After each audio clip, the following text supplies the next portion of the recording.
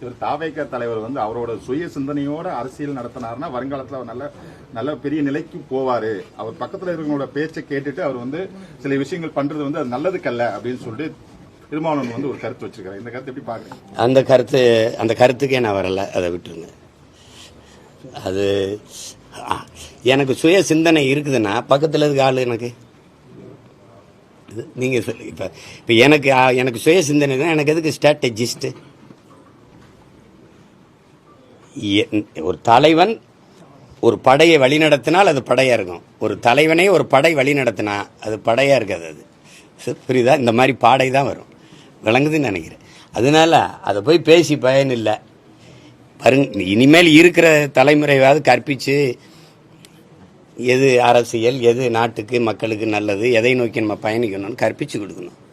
இவ்வளவு பேர் செத்து கிடக்கிறான். மறுபடி குஷி படம் மறு வெளியீடு வந்ததுக்கு போய் திரையரங்க வாசல்ல இளம் பெண்களும் பிள்ளைகளும் போட்டு ஆட்டம் போட்டுக்கிட்டு இருக்கிறத பார்க்கும்போது மனசு எப்படி நிம்மதியாக இருக்குமா? இல்லை உறக்கம்தான் வருமா அவங்களுக்கு? எதை நோக்கிடா நம்ம சமூகம் போயிட்டுருக்கு, நாடு போயிட்டுருக்குன்னு பதட்டம் வராதா?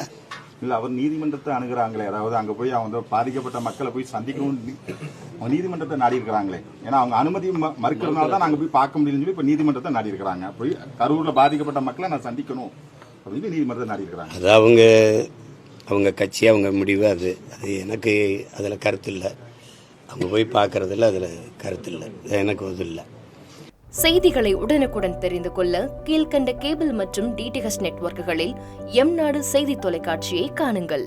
பாதகம் செய்பவரை கண்டால் நாம் பயம் கொள்ளலாகாது பாப்பா.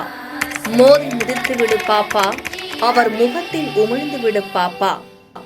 அண்மை செய்திகளை உடனுக்குடன் தெரிந்து கொள்ள இணைந்திருங்கள் எம்நாடு தொலைக்காட்சியுடன்.